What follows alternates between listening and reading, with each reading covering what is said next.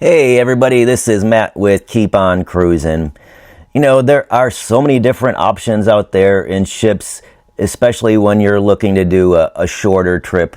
You know, whether it's a 3-day weekend getaway or maybe you're going to take a little 4-day during the week trip. How do you decide which is the right ship for you? Well, in this video, we're going to take a look at Royal Caribbean's Freedom of the Seas, and we're going to review the food, the entertainment, the service, and the overall ship. By the end of this video, hopefully we'll shed some light on whether or not Freedom of the Seas might be the ship for you. Royal Caribbean's Freedom of the Seas, it launched in 2006 with a gross weight of 156,271 tons and a capacity for around 3,900 guests at double booking. It did receive a big upgrade in 2020 as part of Royal's amplification program, which added water slides, El Loco Fresh, Giovanni's Playmakers, and some other things. With that established, let's start by looking at the food available on Freedom of the Seas, because a bad culinary experience can ruin your vacation. I'm glad to report, however, that it's not the case here. Let's take a look at the options that are available by meal, and we'll discuss a little bit what we tried and how it was. For breakfast, there's 3 different options that you have. First, there is the main dining room, which offers a sit-down service breakfast each day. They have solid options available. I'll pop up a menu here for you to take a look at, and they offer a variety of different items that should work for anybody, even those with a special diet. On morning 4, we had breakfast at the main dining room. Personally, I had some oatmeal, some corned beef hash, and a fried egg. The oatmeal was rather basic without many of the toppings that were available. The corned beef hash, it was passable. However, the portion was really small. Like, the sauce cups that they normally put like ketchup, and that's basically what we got for that. The eggs were plain and unseasoned, but they were made from fresh eggs and not from powder. So that was a plus. Overall, though, even though I loved the slower pace and the better quality of the eggs that were available, I can only give the main dining room at breakfast a 4.5 out of 10. It was okay, but if I could find a better option, I probably would. The second option at breakfast is the Windjammer, which is the buffet on board. We ate breakfast here 2 times. On morning 2, I had scrambled eggs, sausage gravy, and bacon. The eggs were unfortunately rehydrated, as you might expect at a buffet, and unfortunately they didn't have a fresh egg station set up, at least when we were in there. The bacon was a little on the thin side, but crispy. The flavor was fine, but not great. However, the sausage gravy was creamy, well-seasoned, and had a great sausage flavor. This was the saving grace for breakfast on morning 2.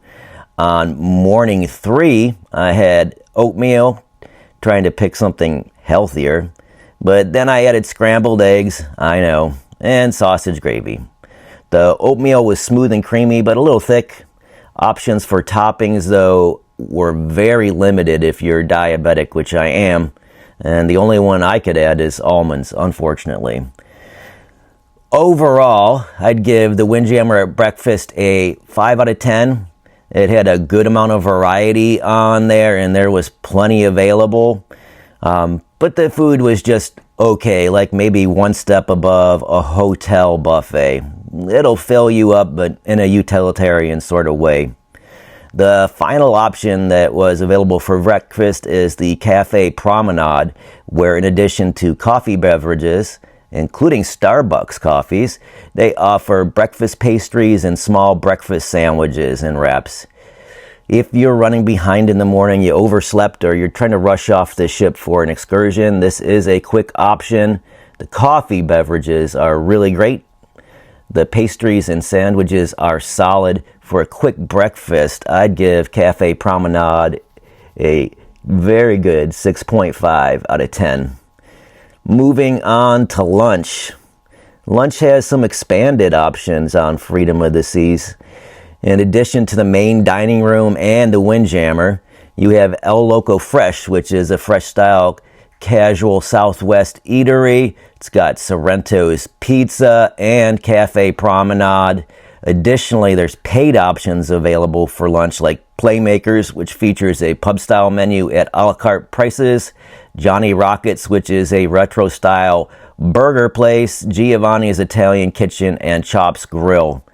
The variety we found also helps spread the crowds out a bit. On days 1, 2, and 3, we went to the Windjammer for lunch. We got there right around noon every day to avoid the bigger crowds, which is definitely recommended if you prefer a less hectic experience. On day 1, I had the chicken tikka masala, seasoned roasted potatoes, mashed potatoes with gravy, and the, excuse me if I pronounce this wrong, arroz con pollo. The chicken tikka masala was savory and spicy with tons of umami. However, the chicken itself was a bit dried out. The roasted potatoes had a crisp, buttery, well-seasoned exterior and a moist, warm interior. The mashed potatoes and gravy were satisfying and tasty. The arroz con pollo, however, was a total miss. It was dried out and just difficult to eat. Day 2, I had a burger without buns and added the toppings to it. I added tomato, onions, pickles, and cheese. I had some mashed potatoes and gravy with that and some sugar-free lemon cookies. The burger had a decent flavor and it wasn't too dry, while the toppings were all very fresh and tasty. As on day 1, the mashed potatoes and gravy were very tasty and satisfying, while the sugar-free lemon cookies had plenty of lemon flavor, good texture, and moistness. These were delicious. On day 3, I had a Parmesan-crusted turkey cutlet, American potato salad, and a Caesar salad. The turkey had a crispy outside Parmesan crust, but unfortunately the interior was terribly dry. The Caesar salad had a delicious dressing with lots of zingy pepper that danced on the tongue and a smooth texture. Really, really good. The potato salad was fresh. However, the pieces of potato were cut way too big, which led to a very poor ratio of seasoning to sauce and potato. This made the potato salad taste very bland. Finished again with the deliciousness of the no sugar added lemon cookies. Overall, I'd give the Windjammer at lunch a 6 out of 10. We had lunch at the main dining room on day 4. I had the roasted tomato soup and a Caesar salad with chicken. The soup was very savory and smooth with a nice amount of salt and basil. The Caesar salad was fresh and featured the delicious tangy Caesar dressing. Overall, I'd give the main dining room lunch a 7 out of 10. This was a nice upgrade from the buffet and recommended if you'd like a chill, laid-back pace for your lunch. Moving on to dinner, and you have different options. You've got the main dining room, you've got Windjammers, there's Playmakers, Johnny Rockets, Giovanni's, and Chopped. The last 4 of these, Playmakers, Johnny Rockets, Giovanni's, and Chopped, are all paid options. The first 2 are the complimentary options. We had dinner at the main dining room all 4 nights.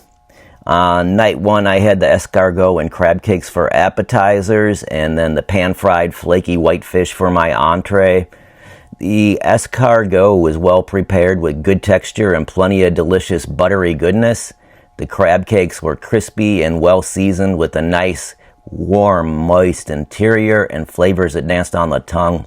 It came with a radish salad and a horseradish mayo sauce. Both of these were bright and a nice contrast to complement the crab cakes. The fish was moist and buttery with a good texture. The side of potatoes was fresh and had nice seasoning with basil and parsley in the front. It was a very good dinner. The Embarkation Day dinner at Royal in general I find very good. On night 2, I had calamari as an appetizer, along with a herb-crusted salmon as my main. The calamari had a light crispy coating and a moist interior. It had a side of horseradish mayo, which was delicious. The salmon was unfortunately on the dry side with a bit of fishy taste. The two sides did better, with the potatoes herby and buttery, and the snap peas and tomato nice and fresh and bright. I finished that with a no sugar added cappuccino chocolate cake. This was delicious with a creamy frosting and a nice chocolatey interior. If you have a diet that requires no sugar, this is highly recommended. On day 3, I had the beef carpaccio and the Italian vegetarian minestrone soup as appetizers. I had the filet of sole as my main and some no sugar added chocolate pot for my dessert. The carpaccio was super thin, it was moist, it was well prepared with good salt and a lovely horseradish mayo. Yes, that same horseradish mayo, it is just delicious. It also came with a nice arugula salad, which was peppery and fresh. The vegetarian minestrone soup had a savory tomato-based broth with plenty of umami. However, it had more pasta than vegetables, which was disappointing. The filet of sole had great texture and it remained moist with a wonderful garlic butter sauce. This absolutely melted in my mouth, truly good. The no sugar added coffee pot was basic, sugar-free pudding in a cup. It was okay, but not great. On day 4, I had the coconut shrimp as an appetizer and the korma chicken as my main. Korma chicken, yes. Royal Caribbean every single night has at least one Indian dish available, and they are generally pretty good. Anyways, the shrimp was good size and meaty with a crispy, tasty coconut-forward exterior. The chicken korma was excellent with bright spices that danced on the tongue like a warm, comforting hug. Yum. Overall, I would give the main dining room dinner a 7.5. It is a very good option for dinner. I can't really comment on the other different dinner options as we didn't visit them. But I'll pop up some menus here so you can get an idea of what is available. Moving on, your late night options on Freedom of the Seas.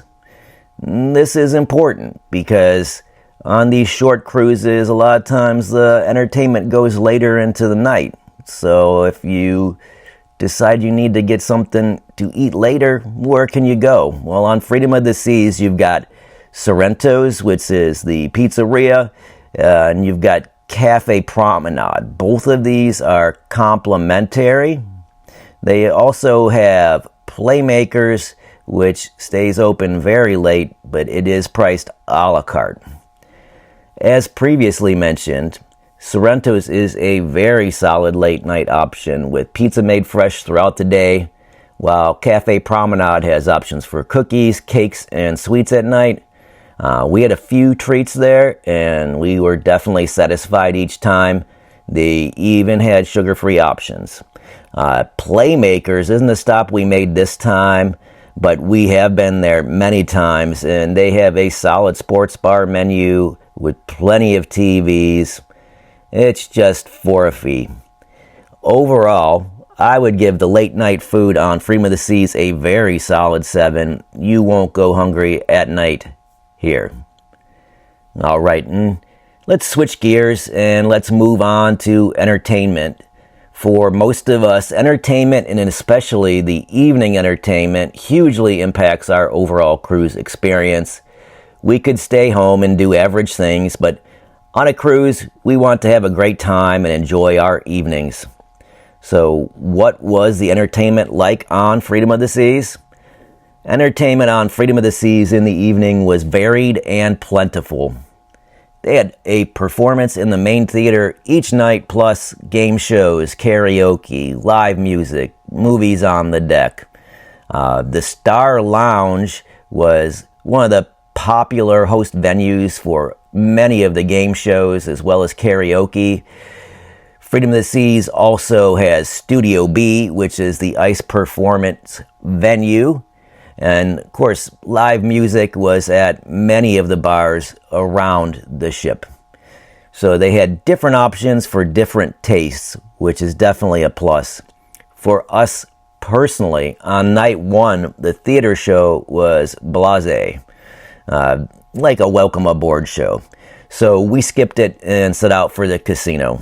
The casino itself was very large with lots of space on deck 4, with a casino bar in the middle, along with stairs that took you up to the promenade deck, where you would find the smaller non-smoking casino. The non-smoking casino actually has a bigger, nicer bar with TVs for sports. We spent a few hours tempting the fates, and then we headed up to the non-smoking casino bar, where we hung out and listened to the live guitar music coming from Bull and Bear Pub across the way, which was low-key and a relaxing way to finish our night. On night 2, we hit the first of 3 theater shows we would attend. The show was called Marquee and was supposed to be a mashup of different Broadway-style productions. The positive aspect of this show was the live orchestra, which was excellent, along with the sets and the costumes. The show itself, however, was difficult to follow and seemed to have no storyline that we could recognize.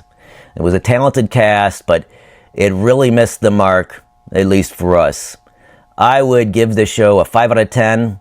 One time, it was okay, but I wouldn't watch it again. Night 3, before dinner, we caught the Anchors Away parade on the promenade deck. This parade featured a huge selection of crew dressed in fun pirate theme regalia, along with parade vehicles and props to match. This was a really enjoyable pre-dinner show with lots of activity, fun theming, good music, and performance. After dinner, we caught our second theater show, this time with comedian Aaron Edwards Hall. This was a PG show, and some comedians, they really struggle to make these shows engaging. However, Aaron was really excellent at telling relatable, family-friendly stories with hilarious results. If we had the opportunity, we would definitely watch him again. This was a solid 7 out of 10 for Aaron Edwards Hall. On night 4, we caught the production show Once Upon a Time in the Theater, which was loosely based on the Grimm Brothers' tales. This was a fun show. It was easy to follow with good music and good sets. I would give this show a 6 out of 10. It was enjoyable, and I would consider watching this again. We finished the night at Schooner's Bar for some piano music with Todd Edwards.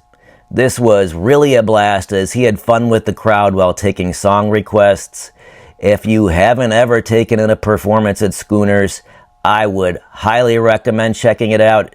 If you enjoy the piano bar experience, this is your spot on Freedom of the Seas.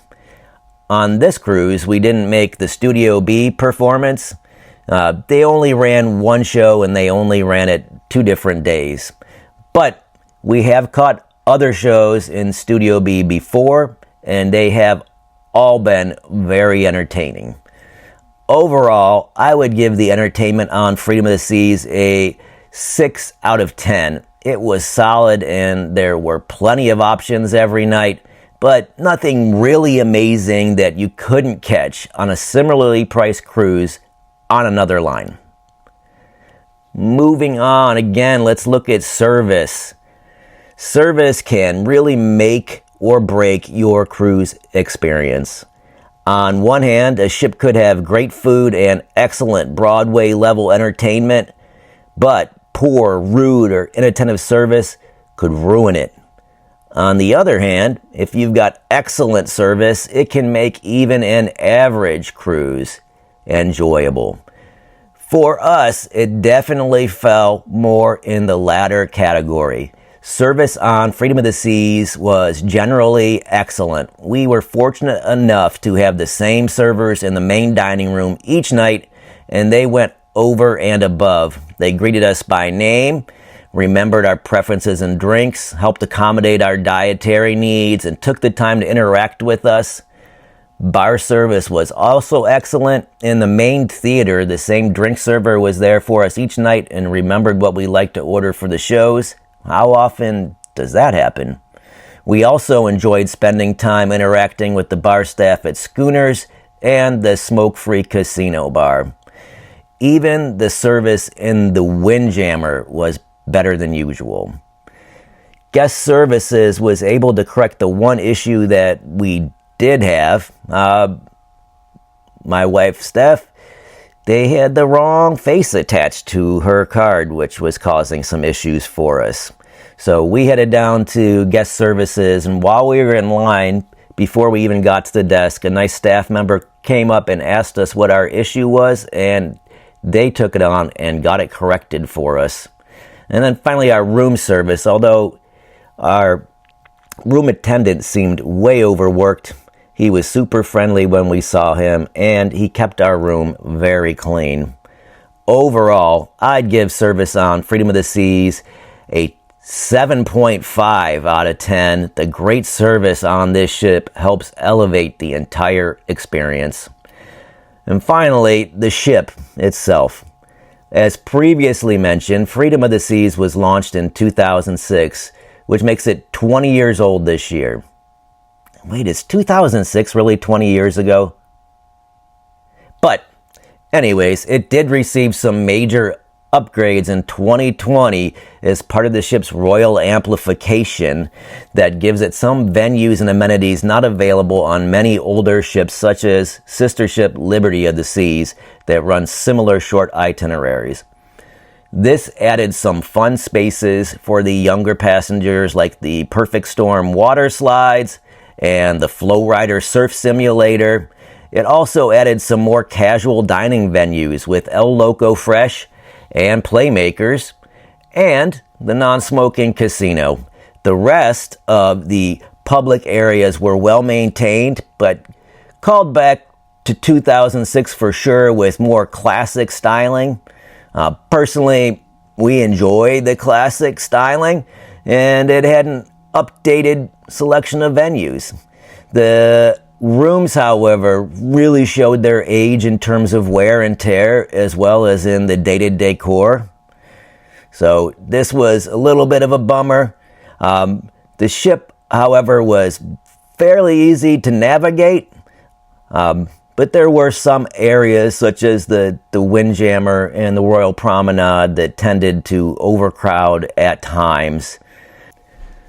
Overall, I would give Freedom of the Seas a solid 6.5 out of 10. We enjoyed our cruise, and we would cruise Freedom of the Seas again as long as the pricing and schedule fit.